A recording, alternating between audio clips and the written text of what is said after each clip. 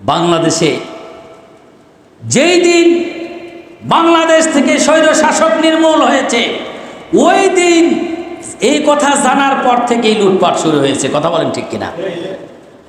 আমি আশ্চর্য হয়ে গেছি, আমি যে বাসায় থাকি সে বাসায় যা আক্রমণ করবে, সে বাসাওয়ালা নাকি বলতেছে যে আওয়ামী লীগ করে। তা আমি বললাম যে আমি তো, এরা তো সাধারণ আওয়ামী লীগ, এরা তো কোনদিন অন্যায় করে নাই, তো এদেরকে কেন বাড়ি ভাঙতে হবে?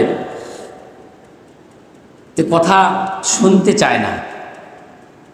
তারপরে এক ফাঁদ দেওয়া গেছে, 4,000 টাকা নিয়ে আসছে এক দল, একটু বড় দল। এরপরে আর ছোট দল গেছে, এই বড়দের দিলেন আমাদের দিবেন না, সেও গেছে, যা 2,000 নিয়ে এসে আবার আর একজন কাছে ঢেল মারছে গ্লাসে। দোতলার কাজ ভেঙে গেছে, আমি নিচতলায় থাকি। আমি তখন যা একটু রাগেই বললাম, মানে রাগ বোঝেন তো, রাগে বললাম যে 17 বছর নির্যাতন সহ্য করলাম কি এই ঢেল খাওয়ার জন্য নাকি? তখন থামলো আর কি। থামার পরে আপনার এরপরে অনেক হুমকি দিয়েছে যে আগুন ধরায় দেব।